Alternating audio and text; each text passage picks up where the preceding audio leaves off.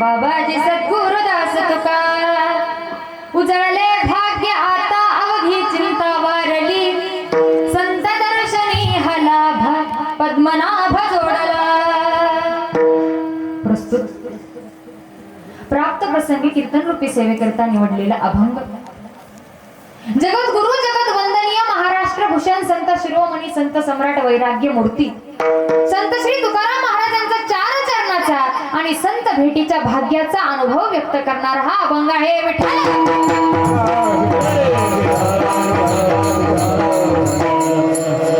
सेवेला सुरुवात करण्याआधी थोडासा परिहार द्यायचा म्हणजे तो असा, आपल्या या मालेगाव मध्ये चालू असलेला हा अखंड हरिनाम सप्ताह आणि सप्ताहातली माझ्या वाटेला आलेली ही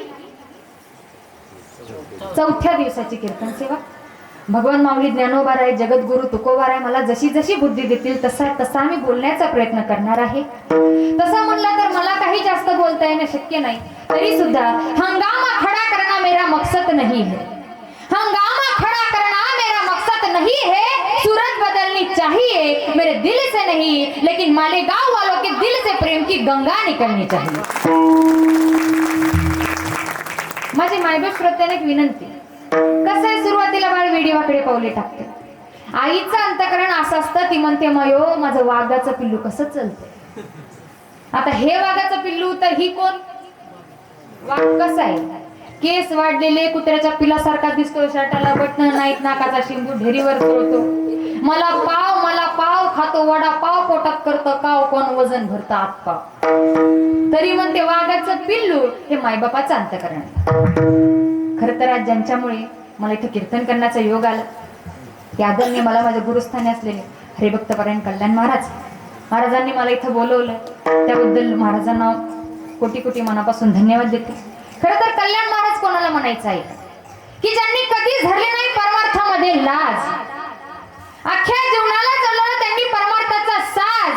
खरं तर ज्यांच्यामुळं इथं कीर्तन करण्याची संधी मिळाली आज त्यांनाच म्हणायचं कल्याण महाराज। त्याचबरोबर माझ्या कीर्तनाला परिसरामध्ये कुठेही कार्यक्रम होऊ द्या महाराज, त्यांना फोन करू नाही करू स्वतः फोन करून माझ्यावर अगदी मुलीप्रमाणे माझ्यावर जीव लावतात अशा असणारे गायनाचार्य रामेश्वर महाराजही माझ्या कीर्तनाला आवर्जून उपस्थित राहिले, त्याबद्दल महाराजांनाही कोटी कोटी धन्यवाद देते। त्याचबरोबर गायनाचार्य प्रल्हाद महाराज, भास्कर महाराज, आसाराम महाराज काठवडे, भागवत महाराज सर्वांना कोटी कोटी धन्यवाद देते। त्याचबरोबर मराठवाडा भूषण गोड असा पखवाज वाजवतात महाराज बाजीराव महाराज काळे, महाराजांनाही मनापासून धन्यवाद देते। सर्व टाळकरी मंडळींना धन्यवाद देते, सर्वांना धन्यवाद देते. माईक सिस्टीम वाले काका तुम्हालाही धन्यवाद देते आणि माझ्या कीर्तन सेवेला प्रारंभ करते. विठ्ठल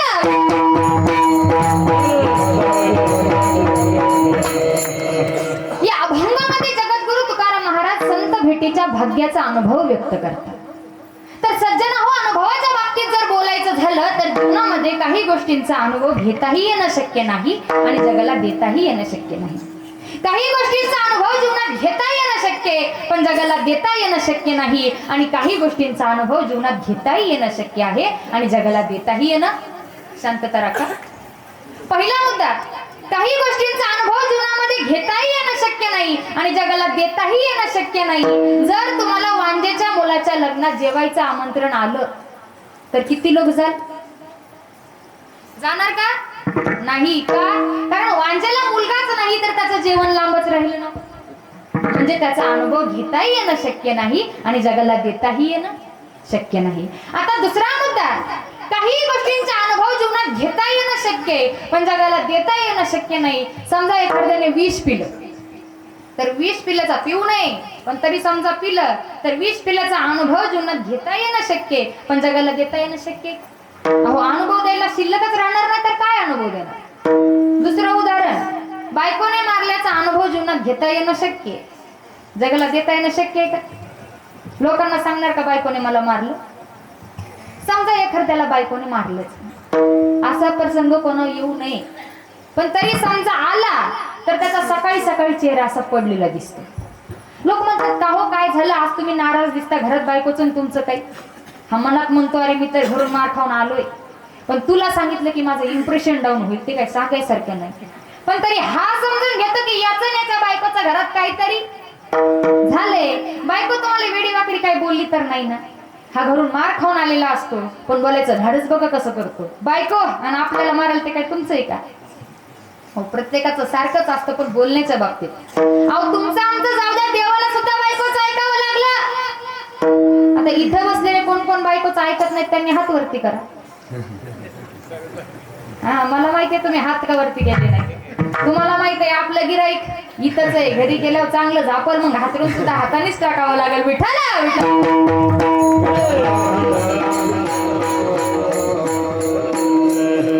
आता तिसरं उदाहरण, परमार्थिक जीवनातील अनुभव घेताही येणं शक्य आहे आणि जगाला देताही येणं शक्य आहे. महाराज म्हणतात माझ्या जीवनात मला जेवढे जेवढे अनुभव आले तेवढे तेवढे मी तुम्हाला सेवितो हरास वाटितो अनेका घ्यारे भुवन घ्यारे भुवन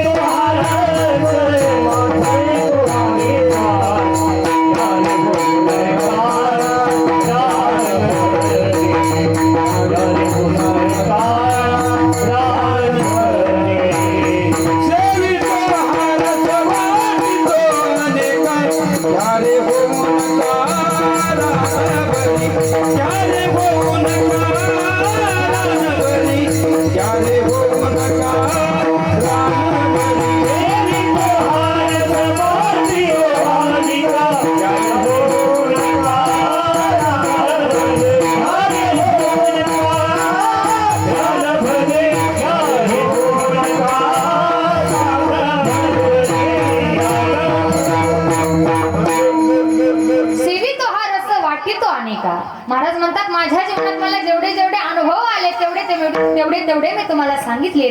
तसे तसे अभंग तयार झाले आहेत. अनुभव आले अंगा ते या जगात देत असे. मग आजच्या अभंगातही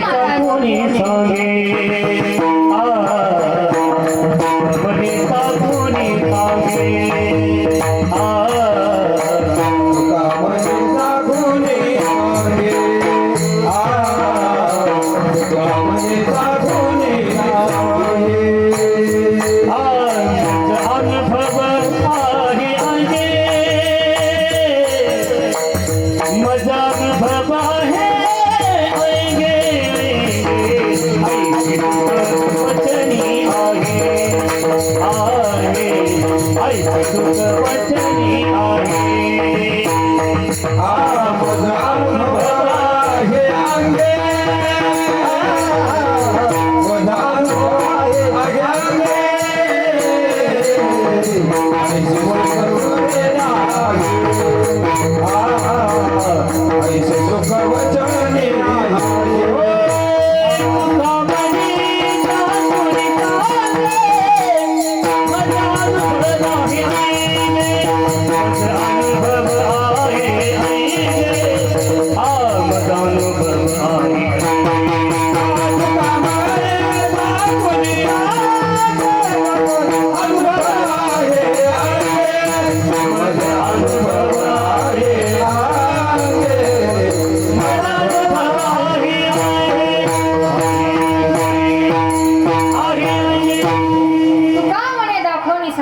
माझा अनुभव आहे अंगे. मग आजच्या अभंगातही महाराज संत भेटीच्या भाग्याचा अनुभव व्यक्त करतात. विठाला विठ्ठल.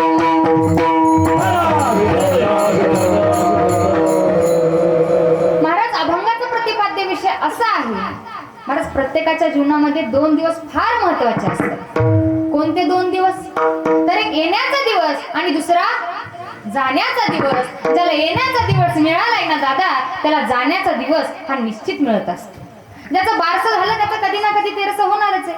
डब्बा घेतला तर झाकण फ्री, म्हणजे झाकण्याचे वेगळे पैसे द्यायची गरज आहे का? नाही. तसं जो जन्माला आला त्याला एक ना एक दिवस मरावं लागणारच. प्रत्येकाला मरावं लागणार आहे. एका ट्रक वरती एक सुंदर वाक्य लिहिलेलं होतं. मौत से किसी की रिश्तेदारी है, मौत से किसी की रिश्तेदारी है, आज मेरी तो कल तेरी बारी है. अरे आज मला मरावं लागणार आहे, पण उद्या तुला मरावं लागणार आहे. आया है सो जाएगा राजा रंग फकीर, कोई सिंहासन चढ़ गया, कोई बांध गया जंजीर.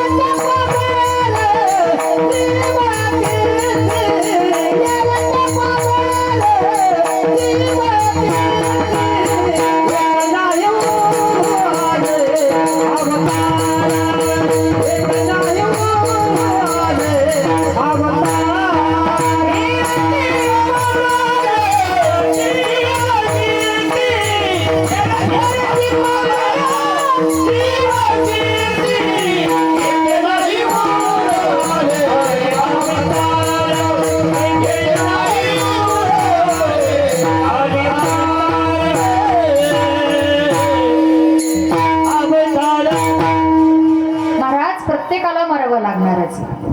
जिंदगी एक किराए का घर है, एक ना एक दिन बदलना पड़ेगा. मौत जब तुझको आवाज देगी, मौत जब तुझको घर से बाहर निकलना पड़ेगा. जिंदगी एक किराए का घर है, एक न एक दिन बदलना पड़ेगा. जिंदगी एक किराए का घर है, एक न एक दिन बदलना पड़ेगा. जिंदगी एक किराए का घर है, एक न एक दिन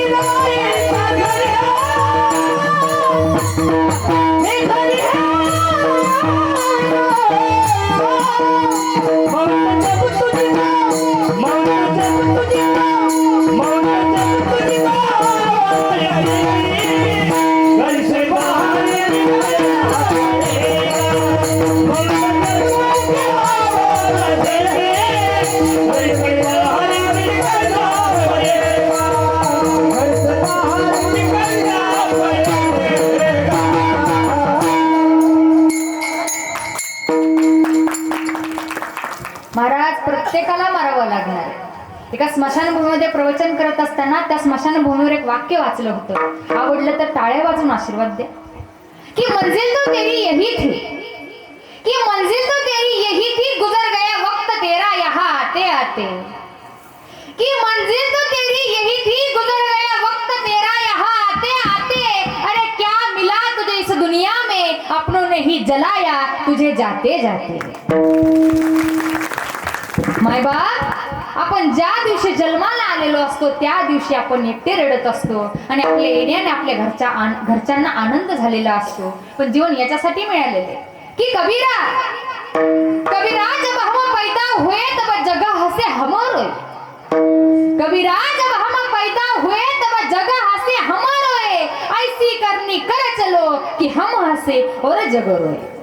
जाताना माणसाने असं जावं की आपण हसत हसत जावं आणि आपल्या जाण्याने लोकांनी रडावं. एवढ्यासाठी माणसाला जाण्याचा दिवस मिळालेला. आपण कमवलेली संपत्ती म्हणजे आपण जमवलेली माणसं. आपल्या जाण्याने किती जणांना दुःख होतंय ही आपण कमवलेली संपत्ती. अहो निदान नाही जग रडलं तर गाव तरी रडावं, नाही गाव रडलं तर 4 माणसं तरी रडावेत आपल्यासाठी. वाक्य ऐका, जेवढा राम प्रसिद्ध आहे तेवढा रावणही प्रसिद्ध आहे. जेवढा कृष्ण प्रसिद्ध आहे तेवढा कंसही प्रसिद्ध आहे. जेवढा गोकर्ण लोकांना माहित आहे तेवढाच धुंदुकारी लोकांना माहित आहे. तुकोबाराय महाराष्ट्रापुरतेच प्रसिद्ध आहे पण लादेन जग प्रसिद्ध आहे. त्रास देऊन कवे ना पण जगात नाव आहे. पण याला काय किंमत आहे? एक विख्यात आहे आणि दुसरा कुख्यात आहे. चांगलं केल्यानंतर, चांगलं करून गेल्यानंतर माणसं रडतात. पण महाराज म्हणतात तुका म्हणे एका मरणेचे सरे, उत्तमची उरे. कीर्ती मागे कीर्ती उत्तम म्हणून पाठीमागे शिल्लक राहावी याकरिता माणसाला जाण्याचा दिवस मिळालेला. तर दादा मी सांगत होते प्रत्येकाच्या जीवनामध्ये 2 दिवस फार महत्वाचे असतात. पण महाराजांच्या जीवनामध्ये 3ऱ्या दिवसालाही फार महत्व आहे. कोणता 3रा दिवस? तर महाराज म्हणतात माघ शुद्ध दशमी पाहुणी गुरुवार, केला अंगीकार तुका म्हणे. तुकोबाराय म्हणतात माघ शुद्ध दशमीच्या दिवशी माझे श्री गुरु माझ्या स्वप्नात आले आणि स्वप्नात येऊन त्यांनी मला काय मागितलं? भोजन मागती तुप कवशर, भोजन मागती तुप कवशर, भोजन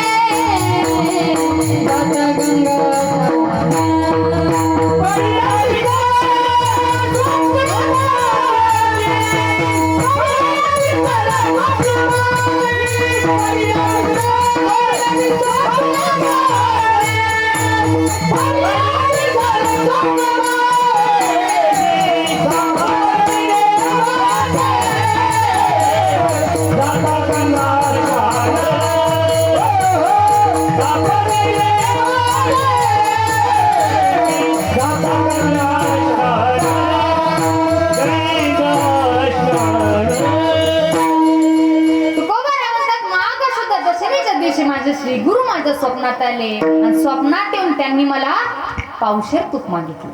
खूप कमी झालं गो पावशेर तूप या जगामध्ये. आज तुपाचा भाव किती? 700 रुपये ते 800 रुपये क्विंटल असावा. मला माहित नाही ना, मी फुकटच खाते. किती तुपाचा भाव? 700 रुपये ते 800 रुपये किलो असावा.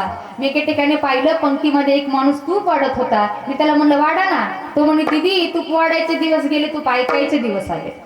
एवढी वानवाय महाराज तुपाची. पण महाराज म्हणतात माझ्या श्रीगुरूनं माझ्या स्वप्नात येऊन मला पावशर तूप मागितलं. मग कुठं मागितलं हे तूप? बोला कुठं मागितलं? हे बघा आपला चालता बोलता कार्यक्रम आहे. 3 प्रश्नांचे उत्तर द्या, 500 रुपये तुम्हीच मला द्या. जर का माझ्याकडे एवढे पैसे असते तर मी कीर्तन करत बसले नसते. कुठं मागितलं हे तूप? स्वप्नात. मग स्वप्न खरी असतात का? बरं स्वप्न जर खरी असते तर त्याला कोण स्वप्न म्हणेल का? 3 माणसांनी पार्टी करायची ठरली. म्हशीचं ताजं ताजं दूध आणलं, बासुंदी बनवली. तिघांनीही 3 ग्लास बासुंदी पिली, पण 1 ग्लास बासुंदी खाली शिल्लक राहिली. मग आता ही प्यायची कोणी? म्हणून तिघांनी ठरवलं, म्हणलं आता काय करायचं, आता आपण तिघांनी झोपायचं आणि सकाळी ज्याला चांगलं स्वप्न पडेल त्याने ही बासुंदी प्यायची. तर ठरतात तिघही झोपतात, पण त्यातल्या एकाला काही झोप लागत नाही. तो उठतो, बासुंदी पितो, मग झोपतो कोणालाच माहित नाही. सकाळी सगळे उठतात आणि आपले आपले स्वप्न सांगायला लागतात. त्यातला एक जण म्हणतो अरे माझ्या स्वप्नात प्रभू श्री रामचंद्र आले मला अयोध्येला घेऊन गेले. दुसरं म्हणलं अरे तुझं काहीच नाही, माझ्या स्वप्नात भगवान श्रीकृष्ण आले मला द्वारकेला घेऊन गेले. हा म्हणलं यांनी तर मोठे मोठे देव निवडले. म्हणला माझ्या स्वप्नात बजरंगबली आली. हे असला मोठा गदा. हे म्हणले काय म्हणले रे बजरंगबली? हा म्हणला बजरंगबली मला म्हणले उठ आणि ती बासुंदी पी. नावीला झाला, प्यावी लागली मला ती बासुंदी. म्हणला अरे आम्हाला तरी उठवायचं ना, निदान बजरंगबलीचं दर्शन तरी झालं असतं. तो मला अरे नरड फाटवस्तवर ओरडतोय, पण तू होता अयोध्येला आणि तू होता द्वारकेला, माझा आवाज पोचतो होय तिथे. याला म्हणतात स्वप्न. विठाला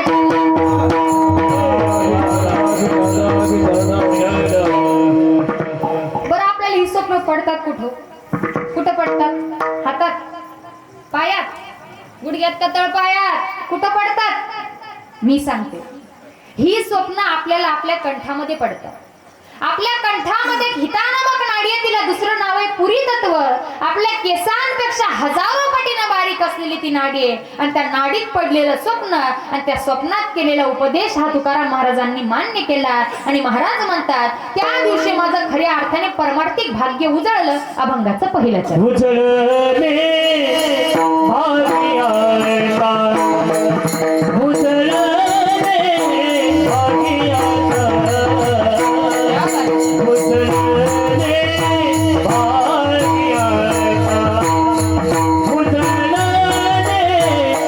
भाग्याचा, उजळले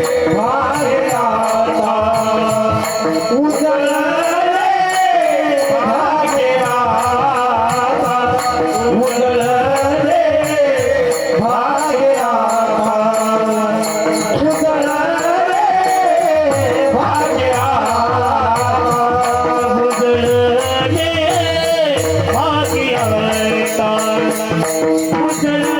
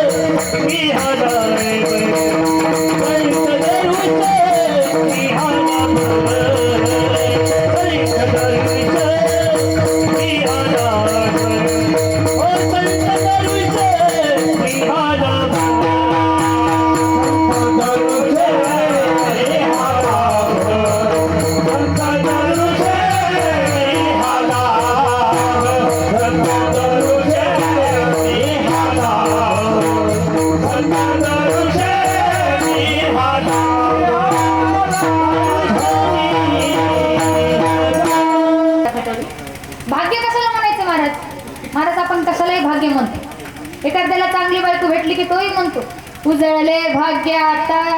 एखाद्याचा मुलगा 10वी मध्ये पास झाला की तोही म्हणतो उजळले भाग्य आता. एखाद्याला कीर्तनातून नवी चप्पल चोरली की तोही म्हणतो उजळले.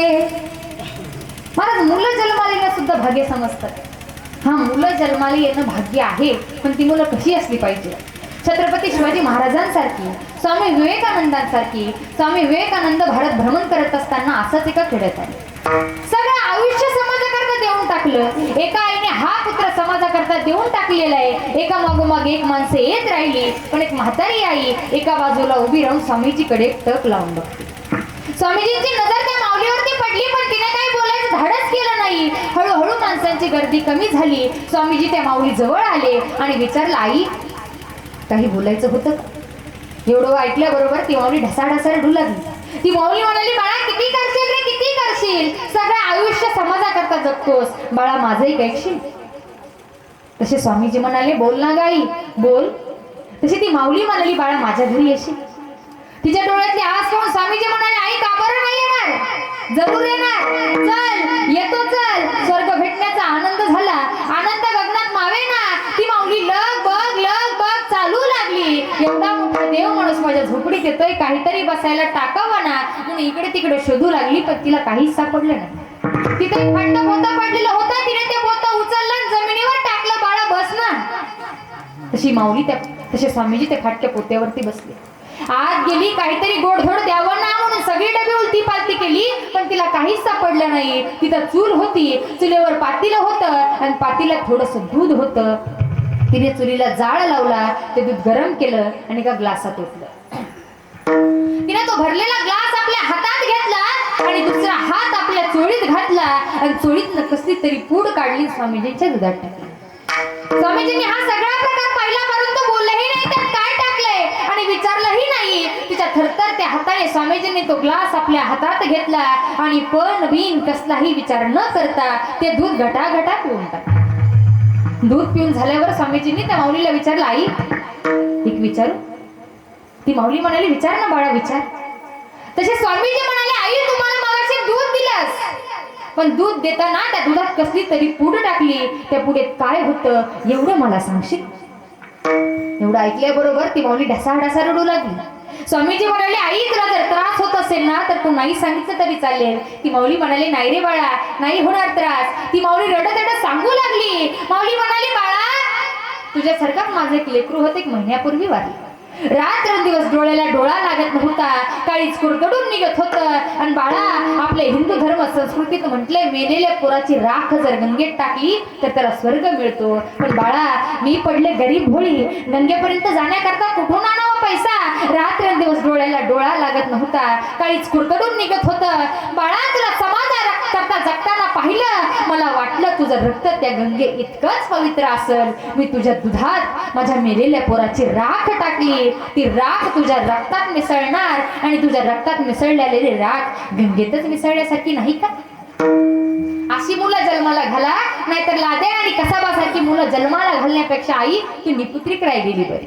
मग महाराज म्हणतात, माझं भाग्य उजळलं.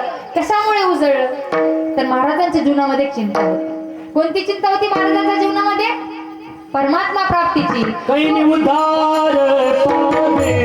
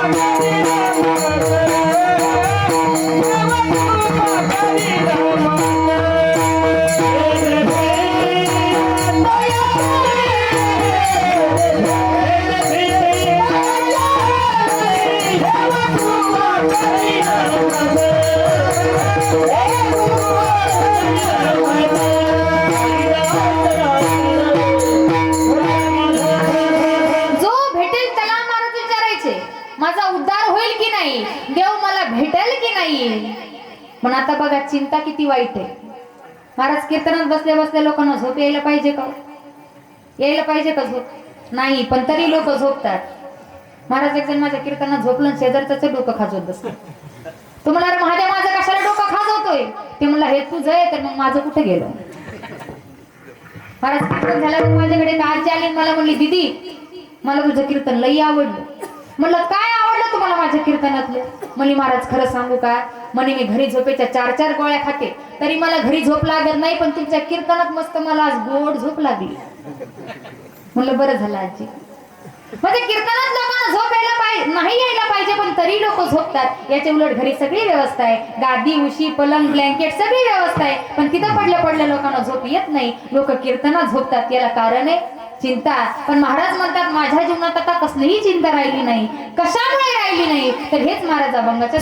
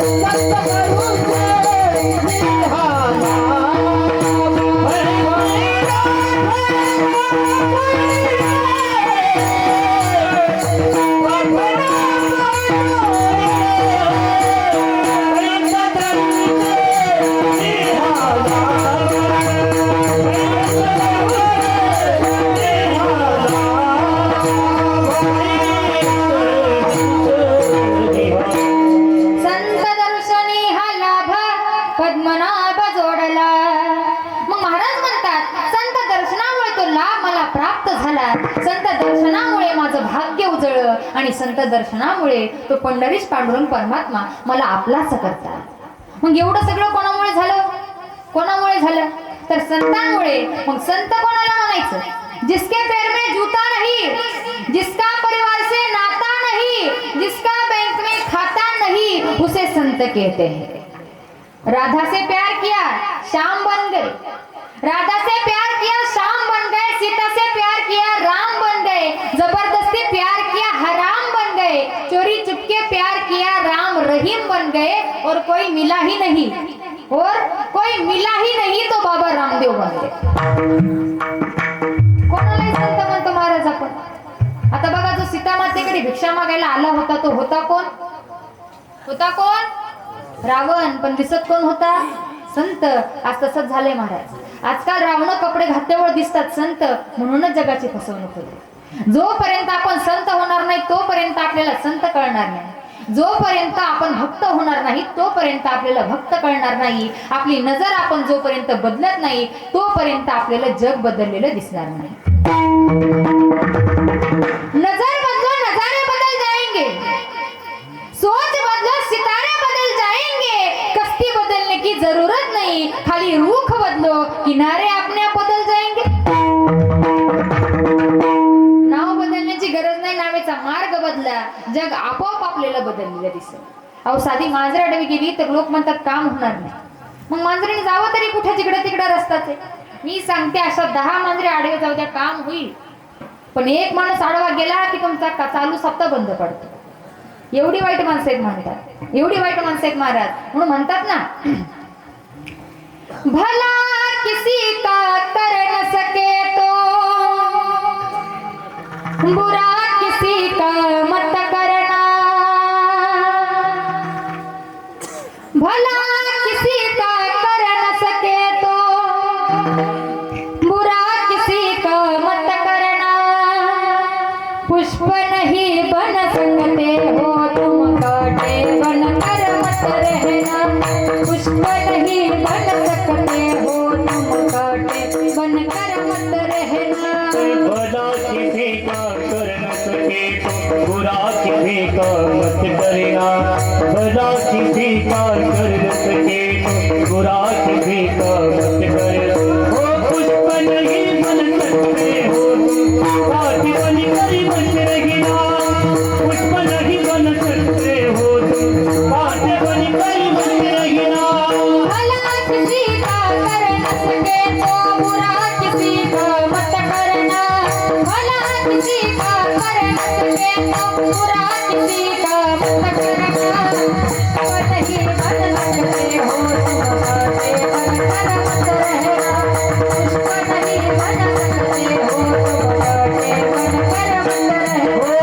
पुष्प नहीं बन सकते हो कांटे बनकर मत रहना, पुष्प नहीं बन सकते हो कांटे बनकर मत रहना।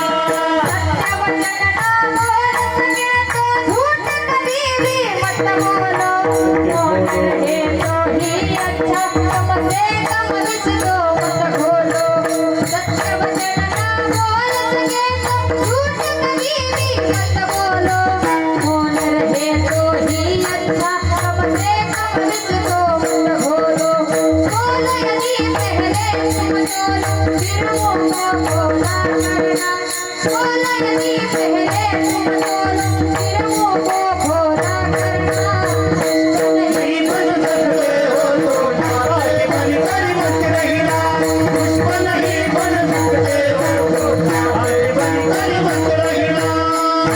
किसी का कर न सके तो बुरा किसी का मत करना, भला किसी का कर न सके तो बुरा किसी का मत करना। पुष्प नहीं बन सकते हो कांटे बनकर मत रहना, पुष्प नहीं बन सकते हो कांटे बनकर मत रहना, कांटे बनकर मत रहना, कांटे बनकर मत रहना। महाराज आपल्या हाताने कोणाचं चांगलं करता आलं नाही तरी चालेल पण वाईट होणार नाही याची काळजी घ्या। चांगलं बोलता आलं नाही तरी चालेल पण वाईट बोलून विष घालवू नका, हा परमार्थच आहे महाराज। महाराज बघा मारवाडी समाजाचे लोक आपल्याला नेहमी गोड बोलताना दिसतात म्हणून तर आपल्याला त्यांच्या दुकानात एवढी गर्दी दिसते, कारण त्यांच्यात एक भजन आहे, मिठू मिठू बोलता रो काही बिघडे, काही बिघडे तर काही बिघडे, मिठू मिठू बोलता रो काही बिघडे, काही बिघडे तर काही बिघडे। मिठू बोलता काय बिघडे, काय बिघडे तर काय बिघडे, मिठू मिठू बोलता काय बिघडे, काय बिघडे तर काय बिघडे। मिठू मिठू बोलता रो काही बिघडे, काही बिघडे तर काही बिघडे, मिठू मिठू बोलता रो काही बिघडे, काही बिघडे तर काही बिघडे। हो मिठू मिठू बोलता काय बिघडे, काय बिघडे तर काय बिघडे, मिठू मिठू बोलता काय बिघडे, काय बिघडे तर काय बिघडे। राजीवन मातम नहीं कब निकले बन मालूम नहीं, मिठू मिठू बोलता रो काही बिघडे, काय बिघडे तर काय बिघडे, मिठू मिठू बोलता काय बिघडे, काय बिघडे तर काय बिघडे। सोच समझ कर पर छोड़े संसार, लाख जतन कर नहीं छूटे घरदार। तू जान ले पहचान ले, तू जान ले पहचान ले, संसार किसी का घर नहीं कब निकले बन मालूम नहीं। मिठू मिठू बोलता काय बिघडे, काय बिघडे तर काय बिघडे, मिठू मिठू बोलता काय बिघडे, काय बिघडे तर काय बिघडे, बिगड़े तर काय बिघडे। महाराज गोड बोला, आपलं काय बिघडणार आहे? भजन लक्षात ठेवा, नाही भजन लक्षात राहिले तरी गाणं लक्षात ठेवा। धीरे धीरे बोल कोई सुनना ले, सुनना ले कोई सुनना ले, गाणं लक्षात ठेवा, नाहीच गाणं लक्षात राहिलं तरी गवळण लक्षात ठेवा। सांग राधे सांग, आवाज खेचतोय, सांग राधे सांग अशी रुसलीस का, रुसलीस का गप्प बसलीस का, जा लाडी गोडी लावू नको, वरवरची माया जाऊ नको। मिठू मिठू बोल तर काही बिघडे, काही बिघडे तर काही बिघडे, महाराज गोड बोला, आपलं काय बिघडणार आहे. पण हल्ली माणसं चांगलं बोलत नाहीत महाराज. महाराज मी बरेच लहान वयापासून कीर्तन करते आणि पहिलं कसं माझ्याकडे गाडी नव्हती, एसटीचा प्रवास असायचा.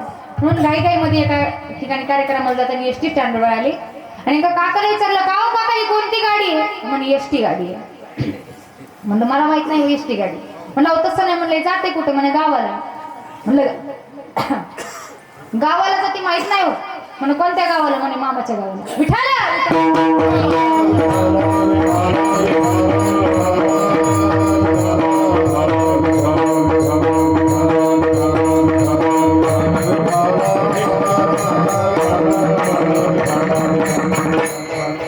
चांगलं बोलत नाही महाराज आपण.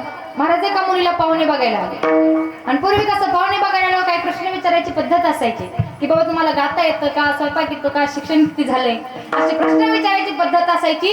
पण तुम्हाला सांगते इथून पुढे पोरींना प्रश्न विचारायच्या भानगडीत पडू नका. एका पोरीला पाहुणे बघायला आले आणि पोरांनी पोरीला प्रश्न केला, तुम्हाला गाता येतं का? म्हणे हो. म्हणे मग गाऊन दाखवा. अहो ती बाहेर गेली आणि दोरीवर वाळत घातलेला गाऊन घेऊन आली. हा गाऊन. म्हणले कशाला आणला? म्हणले तुम्हीच तर म्हणले गाऊन दाखवा. कुठून आणला? बाहेर वाळत घातलं होतं आणला. तर म्हणला जाऊ द्या, वाळू द्या, वाळू द्या. अहो ती बाहेर गेली आणि 2 टोपले वाळू घेऊन आली. म्हणजे कशाला आणली? म्हणजे तुम्हीच तर म्हणले वाळू द्या. बरं तो म्हणला जाऊ द्या. म्हणला तुम्ही आता एवढं शिकलेला. म्हणलं तुम्हाला इंग्लिश जमते का? इंग्लिश. ती जरा लाजली म्हणली तुम्ही पाजायला असल्यावर देशी बिजणी. अहो तेव्हापासून तो हिमालयात गेलाय, तो अजून परत आला नाही. म्हणून सांगते पोरींना प्रश्न विचारायच्या भानगडीत पडू नका. एका पोरीला पाहुणे बघायला आले, वडिलांनी तिला सांगितलं, हे बघ तुला पाहुणे बघायला येतात. पोरांनी जर तुला काही विचारलं तर फक्त मान हलवायची, शब्द सुद्धा तोंडातून काढायचा नाही. तर ठरतं पाहुणे बघायला येतात, नाश्ता पाणी होतं, मुलाला मुलगी पसंत होते, मुलगी आज आणि मुलाचा मित्र म्हणतो कार्य म्हणे पोरींना पसंत केलंस पण पोरीला काही विचारलंच नाही. तो म्हणला हा आता विचारू का? तो म्हणला आता नाही. एकदा वेळ निघून गेली, परत नाही. म्हणला आता आपण काय करू? जेवताना स्वयंपाकाचं एवढं वर्णन करू, एवढं वर्णन करू, एवढं वर्णन करू की पोरगी स्वतःहून बोलली पाहिजे. तर थरथर जेवायला बसतात आणि वर्णन सुरू होतं. म्हणतो वा वा वा वा वा, सर्वात उत्तम भजे. भजे म्हणजे भजेच एक. म्हणला नाही नाही नाही नाही नाही, सर्वात उत्तम शिरा. शिरा म्हणजे शिराच आहे म्हणला. असा शिरा मी कुठं खाल्लाच नव्हता, जसा सत्यनारायणाचा प्रसाद आहे. म्हणला नाही नाही नाही नाही नाही नाही, सर्वात उत्तम कढी. कढी म्हणजे कढीच आहे म्हणला. अशी कढी कुठं खाल्लीच नव्हती म्हणला आणि ही कढी नेमकं त्या पोरीने बनवली होती. सर्वात उत्तम म्हणल्यावर तिला राहुलच नाही. ती डायरेक्ट कोणती घुसून आली ना म्हणती उदित नाही मत्त झाली. जिलूतातलं मिलूतातलं तो तिंबिल तातली, उदित नाही मत्त झाली. विठाला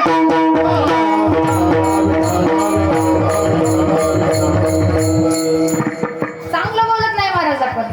महाराज आमच्या साधू संतांना लोकांनी किती त्रास दिले तरी संतांना वाटलं का यांचं वाईट होत. याला संत म्हणतात. स अधिक अंत बरोबर संत. दुसऱ्याच्या अंतकरणात असलेलं अज्ञान आणि त्या अज्ञानाचा जो करतो अंत तो म्हणजे संत.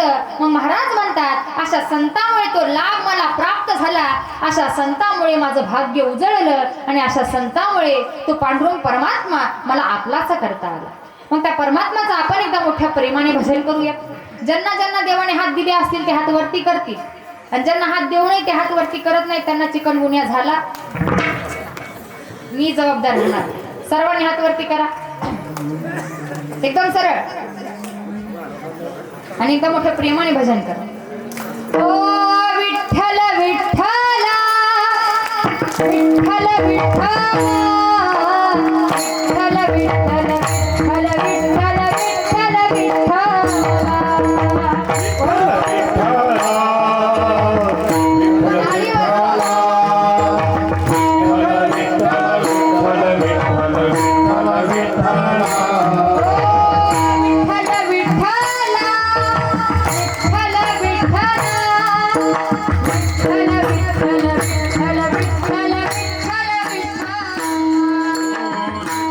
विठ्ठल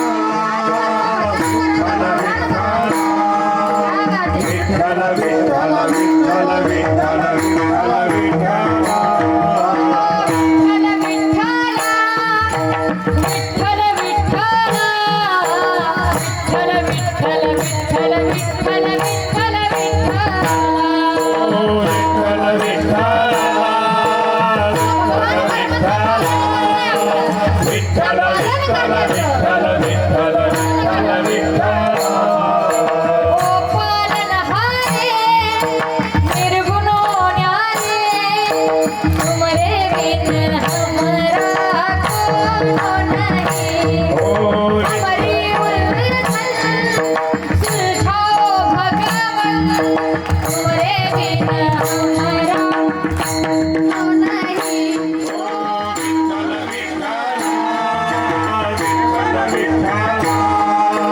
विठ्ठल विठ्ठल विठ्ठल विठ्ठल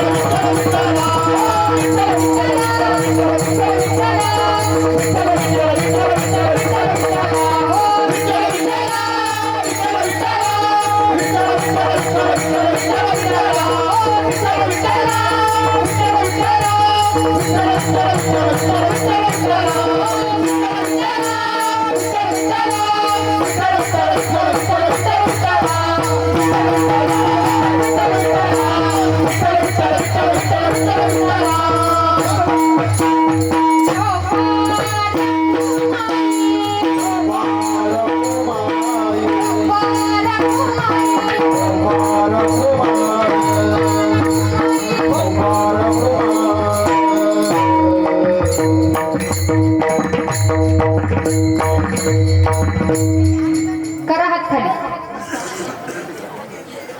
महाराज, आतापर्यंतच्या वेळेमध्ये आपण 2 चरणाचा विचार केला आणि इथून पुढच्या राहिलेल्या वेळेमध्ये आपल्याला अजून 2 चरणांचा विचार करायचा.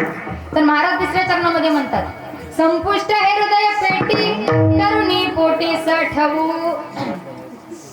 मग महाराज म्हणतात, त्या देवाला आम्ही आमच्या हृदयामध्ये साठवणार.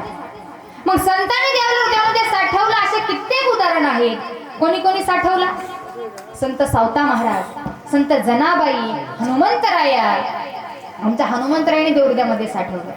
जेव्हा प्रभू श्री रामचंद्र 14 वर्षाचा वनवास संपून अयोध्येमध्ये परत आले, तेव्हा प्रभूने सर्वांना काही ना काहीतरी देण्यात आलं, पण हनुमंतरायाला प्रभूने काहीच दिलं नाही. हा प्रकार सीता मातेने पाहिला आणि विचारलं, म्हणे का हो म्हणे प्रभू, तुम्ही सर्वांना काही ना काहीतरी दिलं, पण हनुमंतरायाला काहीच दिलं नाही.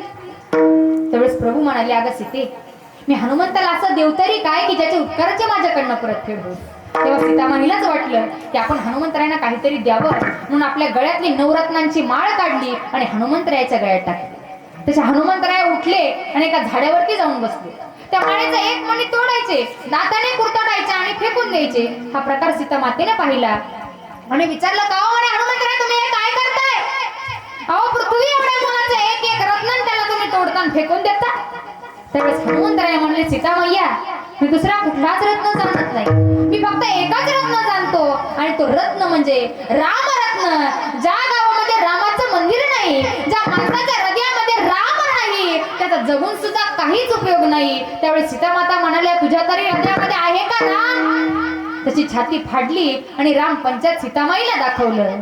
श्रीराम जानकी बैठे हैं मेरे सीने में, श्रीराम जानकी बैठे हैं मेरे सीने में, श्रीराम जानकी मेरे सीने में, श्रीराम जानकी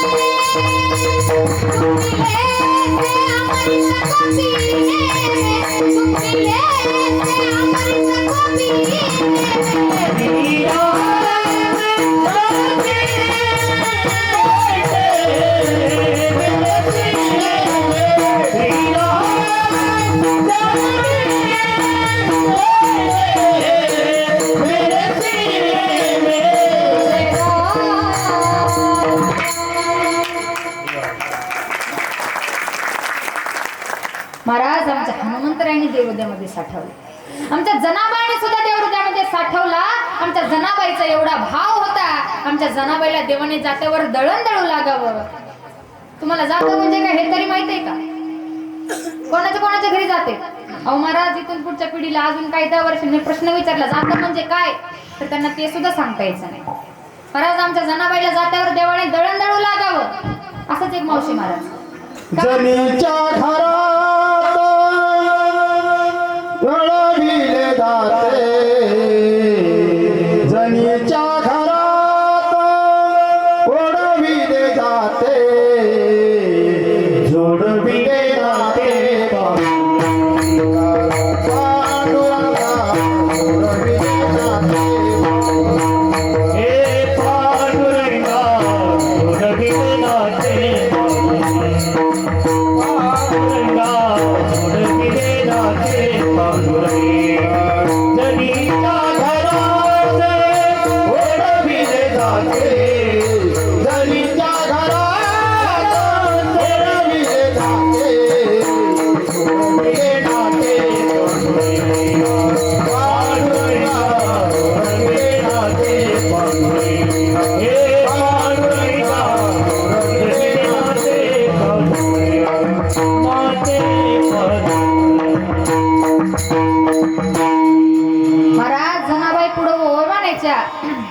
आणि देव तिला पाठीमागे ओव्या म्हणू लागायचा. एवढा भाव आमच्या जनाबाईचा होता. पण महिला मंडळी, आता मी पुढं म्हणणार आहे आणि तुम्ही माझ्या पाठीमागे वेळ म्हणायची. म्हणणार ना? म्हणणार ना? तर म्हणा. सुंदर माझे जाते ग फिरते बहुत, आवाज. सुंदर माझे जाते ग फिरते बहुत, मागे वा वा. ओव्या गाऊ कौतुके तू ये रे बा विठ्ठला,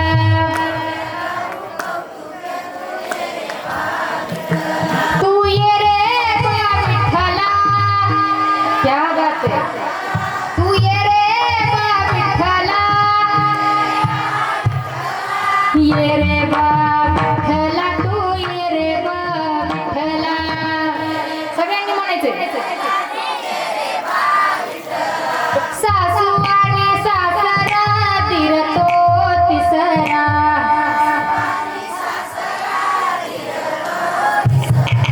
सासू आणि सासरा दीर तो तिसरा. क्या बात है. ओव्या गाऊ भ्रातर तू ये रे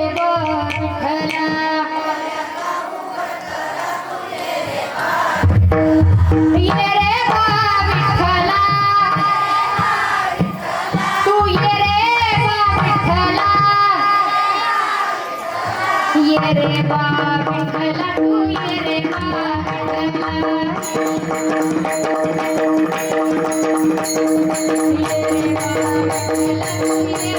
वा विठ्ठला ये रे वा विठ्ठला तू ये रे वा विठ्ठला विठ्ठला.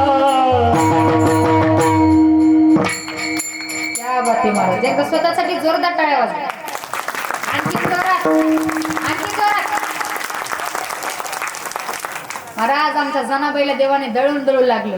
महाराज असंच एक मावशी काम नाही काय नाही झोपवतं झोप येत नाही दुपारची म्हणून दळण दळायला बसते आणि ती ओव्या काशा भगवंतासाठी म्हणत नाही. ती पहिली ओवी सुरू करते. रामाच्या गरपर्यामध्ये जात वाज वंगा वंगा जात वाज वंगा वंगा उठर गोदाड्यातल्या सोंगा. तिने दुसरी ओवी सुरू केली. आंब्याचा रस पाणी घालून केला नास माझ्या गठकीला नवरा मिळाला गांजा खस. महाराज तिने तिसरी ओवी सुरू केली. आंब्याच्या झाडाखाली भाऊ माझा दारू पाडी कोणी मेल्यानं केली चाडी आली पोलिसाची गाडी. आणि महाराज तिच्या शेजारी एक मुसलमान मावशी राहायची. एक दिवशी मुसलमान मावशी तिच्याकडे गेली. मावशी म्हणली मावशी आप बहुत अच्छा गाते हो हमें भी सिखाओ ना. तर मावशी म्हणते तुझे सीखना है ना तर कल दुपारी मेरे घर को आ जा. तर ती म्हणती बरं. मावशी जाती. मावशी तिला शिकवत असती. मावशी म्हणती इसको जाता बोलते है इसको खुटा बोलते है एक पाय खड़ा करने का एक पाय लंबा करने का मेरे माग माग म्हणणे का. तर मावशी तिला शिकवत असती. मावशी म्हणती माझा भाऊ मुंबईला गेला. हिला काही येत नाही. मावशी परत म्हणती माझा भाऊ दिल्लीला गेला. हिला काही येत नाही. हिची भाषा हिला कळत नाही तिची भाषा तिला कळत नाही. मग महाराज दोन भाषा एकत्र आले की तिसऱ्या भाषेचा जन्म होतो. महाराज आपल्या मराठवाड्यातल्या टेम्पोवर बाया पंढरपूरला दर्शनाला गेले आणि तिथं दर्शन बारीला लागले. दर्शन झाल्यावर तिथं काय अमेरिकेच्या बाया दर्शन बारीला लागले होते. दर्शन झाल्यावर अमेरिकेची बाई म्हणली दिस इज वंडरफुल. हे आपल्या मराठवाड्यातल्या बाईने ऐकलं. ती म्हणते अगं भवानी वंडरफुल नाही पंढरपूर म्हण पंढरपूर. भाषा मावशी तिला शिकवत असते. मावशी म्हणते माझा भाऊ मुंबईला गेला. हिला काही येत नाही. मावशी परत म्हणते माझा भाऊ दिल्लीला गेला. तरी पण हिला येत नाही पण ही हुशार असती. ही पदर खोस्ती म्हणते तेरा जिधर जिधर गया मेरा भी उधर उधर गया विठाला.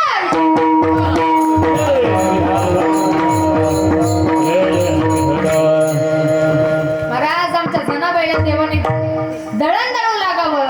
संत सावता महाराजाला कानामध्ये खुरपू लागावं. इतकंच काय तर सज्जन कसायाबरोबर देव माच विकत होताय इतका भाव आमच्या संतांचा होता. मग महाराज म्हणतात तुम्हाला देव जर हृदयामध्ये साठवायचा असेल तर फक्त भाव लागतो दुसरं काहीच लागत नाही. हेच महाराज अभंगाच्या शेवटच्या चरणात. तुका म्हणे होता ठेवा तुका म्हणे होता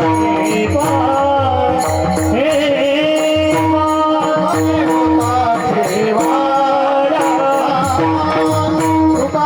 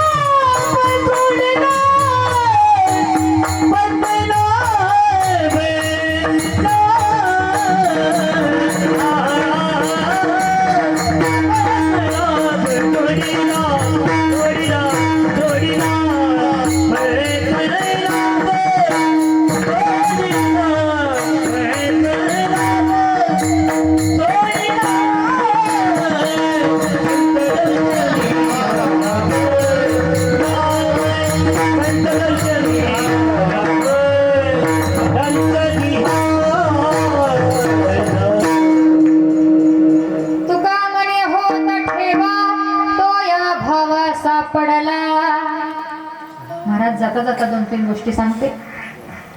दादांनो, कीर्तन भजन ऐकण्यापेक्षा परिवर्तन करा, कारण परिवर्तनाला जास्त महत्व आहे.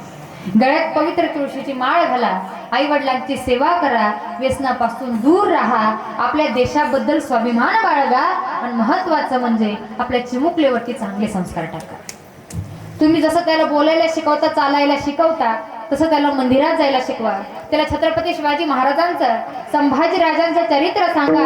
त्याला सांगा की देश धर्म पर मिटने वाला शेर शिवा का छावा था, परम प्रतापी महापराक्रमी एकही शंभू राजा था.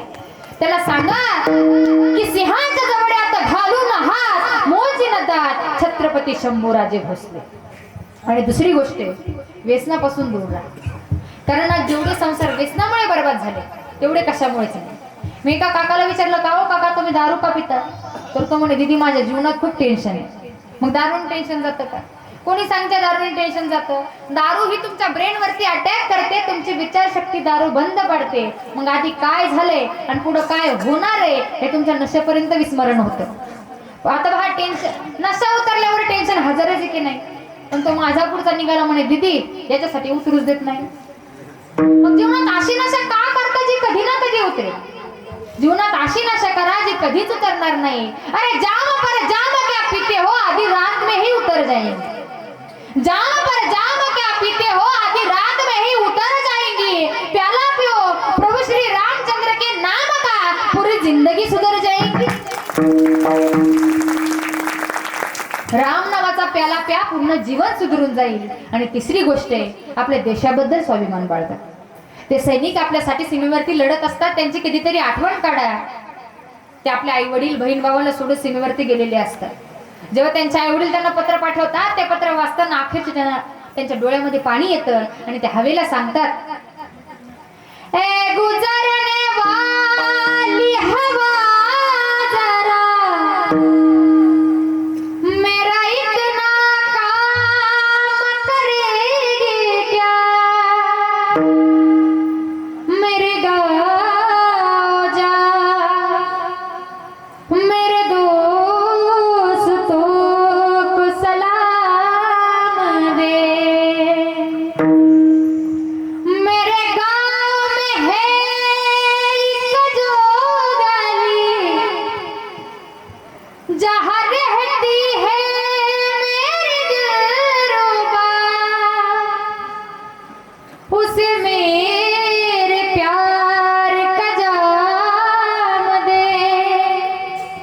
उसे मेरे प्यार का जाम दे,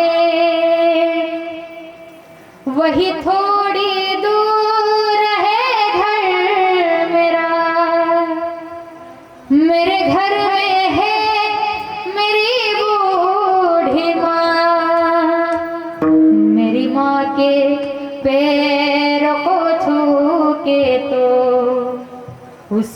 उसके बेटे का नाम दे। हो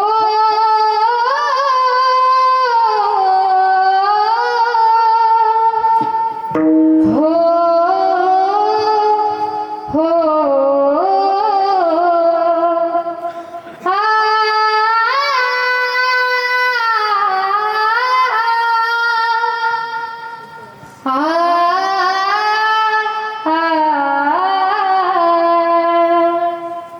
म्हणून त्या सैनिकांची कधीतरी आठवण काढा। आणि चौथी गोष्ट आहे आपल्या आई वडिलांची सेवा करा, कारण छत्रपती घडले ही आई जिजाऊंची पुण्याई होती। छत्रपती घडले ही आई जिजाऊंची पुण्याई होती। ज्ञानेश्वर महाराज घडले आई रखुमाईची पुण्याई होती। अलीकडे आईविषयी सगळेच लोक बोलतात, डॉक्टर, वकील, कवी, व्याख्याता, साहित्यिक, लेखक सगळेच सांगतात की आई खूप चांगली होती, आई खूप चांगली आहे आणि आई खूप चांगली राहणार। मलाही वाटतं आई खूप चांगली आहे, पण आईच्याही पलीकडे एक व्यक्तिमत्व आहे की ज्याने आपल्यावरती निस्वार्थ प्रेम केलं, त्या व्यक्तिमत्वाचं नाव आहे बाप। आई आई मला 1 रुपया दे म्हणलं की पाकिटातून 1 रुपया काढून देणारी आई सगळ्याच लोकांना दिसली। आई मला 1 रुपया दे म्हणलं की पाकिटातून 1 रुपया काढून देणारी आई सगळ्याच लोकांना दिसली, पण त्याच टायमाला रात्रंदिवस कष्ट करून आपल्या शाळेची 2-2 लाख रुपये फी भरली, तो बाप कधीच का दिसला नाही तुम्हाला? आई मला जेवण दे, आई मला जेवण दे म्हणलं की 2 टायमाचं ताट वाढणारी आई सगळ्याच लोकांना दिसली। आई मला जेवण दे म्हणलं की 2 टायमाचं ताट वाढणारी आई सगळ्याच लोकांना दिसली, पण त्याच टायमाला आयुष्यभर कष्ट करून आपल्या आयुष्यभराची राहण्याची व्यवस्था केली, तो बाप कधीच का दिसला नाही तुम्हाला? आई तुम्हाला आई मला, आई तुम्हाला आई मला। आपली आई जर मेली तर आपल्या आईच्या कपाटामध्ये 15 नव्या साड्या सापडतील। आपली आई जर मेली तर आपल्या आईच्या कपाटामध्ये 15 नव्या साड्या सापडतील, पण महिन्याला 35,000 रुपये आपला बाप कमवतो, पण अंगावर मात्र एक नवा शर्ट शिवला नाही। त्या बापाची दाढी विखुरलेली, फाटलेलं शर्ट, फाटलेलं धोतर, फाटलेलं पायातलं पायतन पहा, मग कळेल आपला बाप आपल्यासाठी काय करत होता। थोडं जरी दुःख झालं की 4 लोकात रडणारी आई सगळ्याच लोकांना दिसली। थोडं जरी दुःख झालं की 4 लोकात रडणारी आई सगळ्याच लोकांना दिसली, पण त्याच टायमाला सावकारचे 2-2 लाख रुपये काढले आणि रात्री सावकाराच्या भीतीनं एकटा एका झोपल्या जागी रडतो, तो आपला बाप असतो। अरे कधीतरी विचार करा बाप काय असतो ते, का त्या दृष्टीने आपण त्या बापाचा विचारच केला नाही?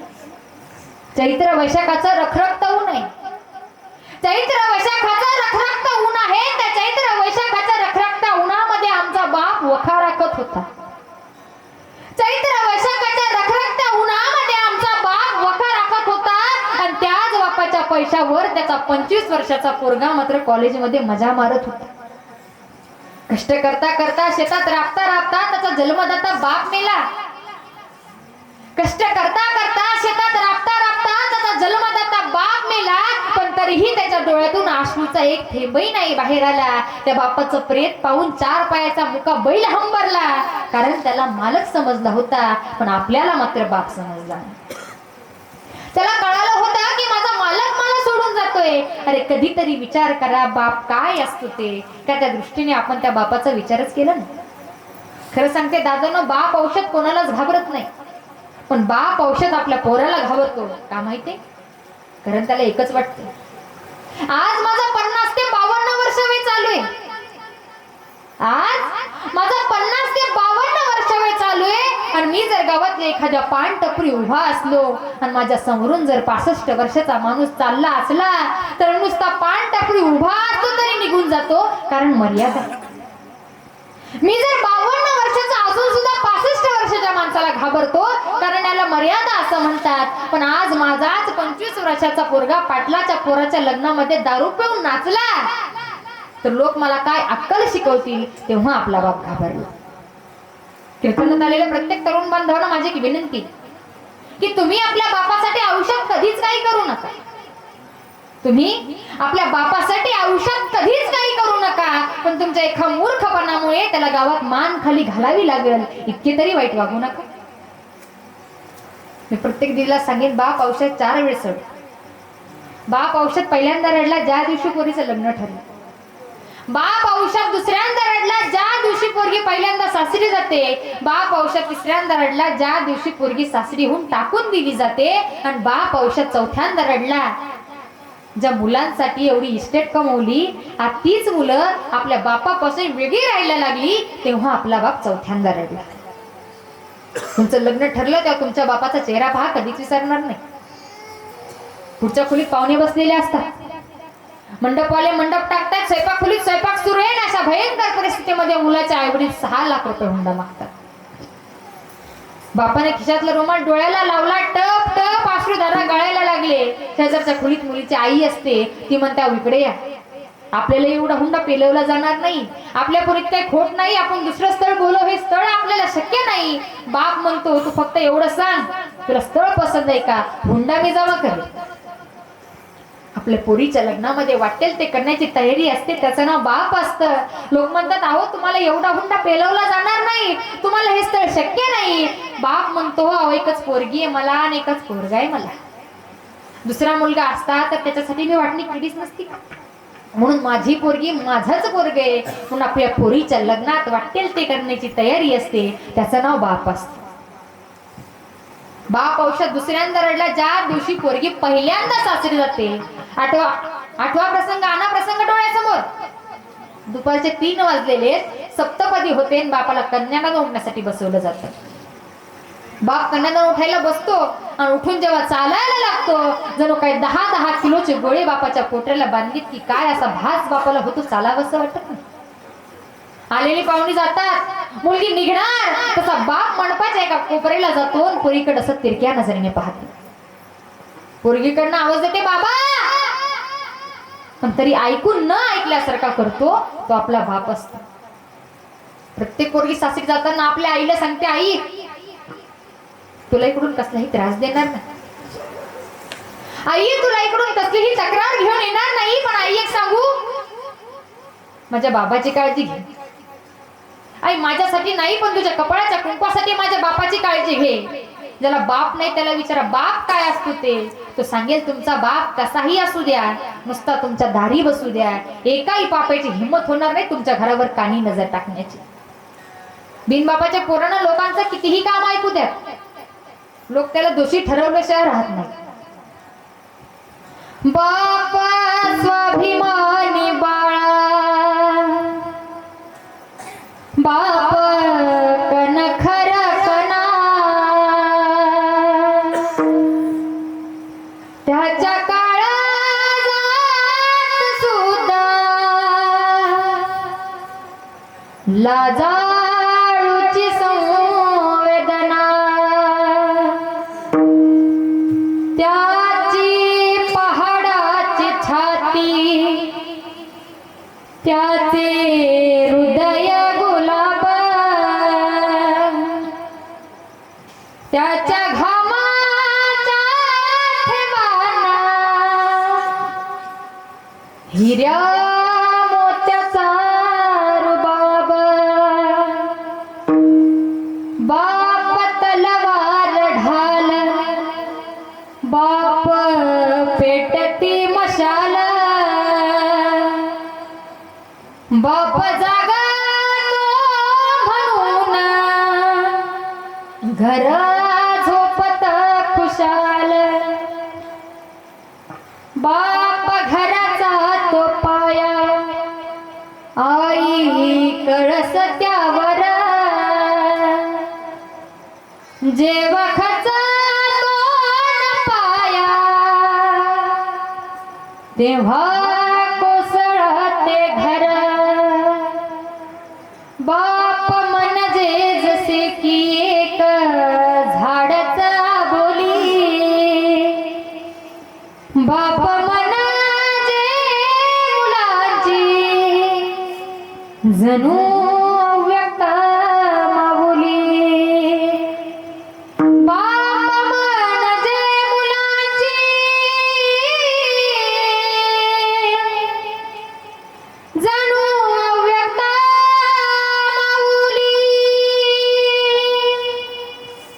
झालेली सेवा पंडू परमात्म्याच्या चरणी, माऊली ज्ञानोबरायांच्या चरणी, मारुतीरायाच्या चरणी समर्पित करून सेवेला पूर्णविराम.